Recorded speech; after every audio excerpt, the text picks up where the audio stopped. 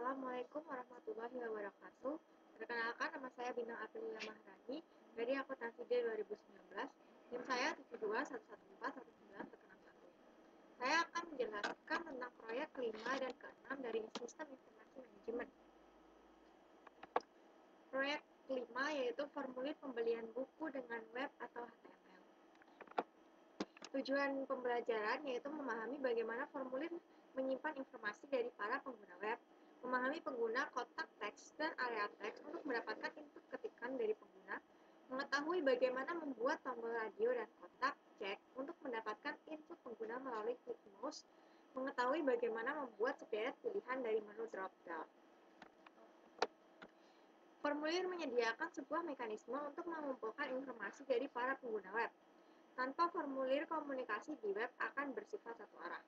Dokumen HTML ini mempunyai 3 buah tab utama yang membentuk struktur dari dokumen HTML, yaitu HTML, head, and body. Tag HTML berfungsi untuk menyatakan suatu dokumen HTML. Tag head berfungsi untuk memberikan informasi tentang dokumen HTML, dan tag body berfungsi untuk menyimpan informasi atau data yang akan ditampilkan dalam dokumen HTML. Berikut adalah contoh formulir pembelian buku yang dibuat dengan HTML. Pembuatan ini digunakan untuk membeli buku mata kuliah sistem informasi. Nah, formulir ini mewakili 5 teknik yang paling umum untuk mencatat informasi dari sebuah situs web. Teknik-teknik tersebut yaitu fill text, menu drop-down, teknik tombol radio, kotak cek, dan teknik input. Nah, teknik yang pertama yaitu fill text, di mana pengguna mengetikkan sebaris data. Menu drop-down mengombinasi jawaban yang akan ditanyakan dalam tempat kecil di halaman web, tetapi masih memungkinkan sejumlah pilihan yang bersifat saling eksklusif lainnya. Teknik tombol radio sesuai jika beberapa pilihan yang saling eksklusif ditampilkan. Kotak cek serupa dengan tombol radio, tetapi pengguna dapat memilih satu atau lebih pilihan. Teknik input yang terakhir pada contoh ini adalah kotak teks, yaitu untuk mengisi komentar. Masing-masing teknik ini memiliki kelebihan masing-masing. Menu drop-down menawarkan jawaban yang saling eksklusif, sama halnya dengan tombol radio, tetapi memakan tempat yang lebih sedikit pada layar komputer. Nah, misalnya, jika terdapat 50 atau lebih pilihan, misal negara bagian untuk alamat surat, menu drop-down lebih baik dibandingkan tombol radio, tetapi tombol radio memiliki kelebihan yaitu dapat menampilkan semua pilihan kepada pengguna dengan satu tayangan. Area teks memungkinkan beberapa baris ketikan, sedangkan fill text hanya memungkinkan satu baris saja. Sebuah area teks dapat menampung sederet alamat email, tetapi perusahaan dapat memecah-mecah alamat menjadi beberapa bagian. Pilihan jenis field harus ditentukan oleh bagaimana perusahaan tersebut ingin menampilkan formulir tersebut dan menggunakan informasi yang dikumpulkan. Selanjutnya yaitu kode HTML dari formulir pembelian. Yang pertama tentu saja HTML, lalu head, lalu ada title, lalu disambung dengan head. Selanjutnya diisi oleh body dan ditutup dengan HTML. Bagaimana cara menyimpan contoh? Dokumen harus disimpan sebagai file HTML. Browser web tidak dapat menerjemahkan jenis-jenis dokumen teks.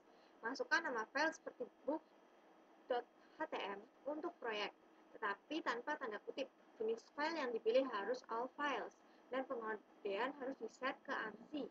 Jika Anda tidak memilih all files sebagai jenis file, maka halaman web bisa jadi tidak akan bekerja, dan lebih buruk lagi, ekstensi teks akan ditambahkan pada nama file, sehingga bisa saja web tidak akan bisa dibuka. Selanjutnya, proyek ke-6 yaitu dasar-dasar spreadsheet.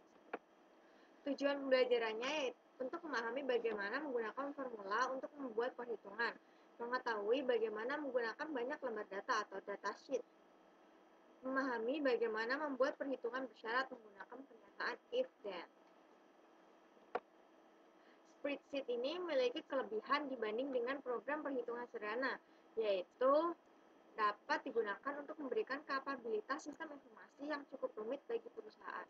Oleh karenanya, tampilan lembaga berbentuk formulir yang membantu pembuatan keputusan. Nah, bagaimana cara membuatnya? Mulailah membuat contoh ini dengan membuka program Excel. Biasanya program Excel terdiri dari 3 sheet. Nah, pada contoh ini yang dibutuhkan hanyalah 2 sheet.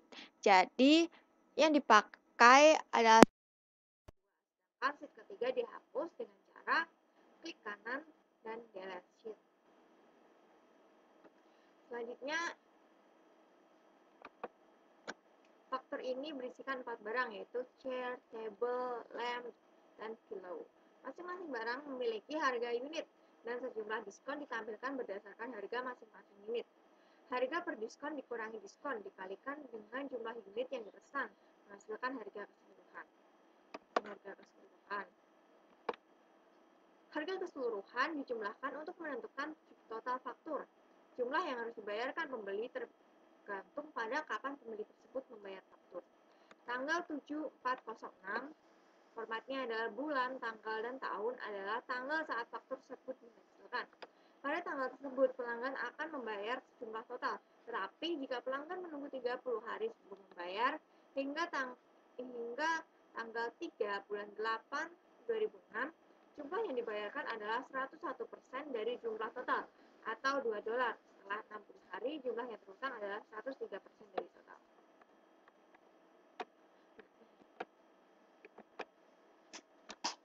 Berikutnya yaitu sheet discount. Isi lembar data diskon akan dimasukkan pertama kali. Tujuan dari lembar data pada contoh ini adalah menentukan jumlah 2 unit harga yang menentukan presentasi diskon. Pada contoh, jika jumlah harga unit lebih besar atau sama dengan $100, maka diskonnya adalah 15%. Harga yang lebih besar atau sama dengan $50 menghasilkan diskon 10%. Bagaimana cara memformat sel sebagai mata uang? Kita dapat memilih pada bagian general, kita pilih untuk accounting dengan simbol S, yaitu English United States, dengan decimal place-nya adalah 2. Itu untuk memformat sebagai mata uang.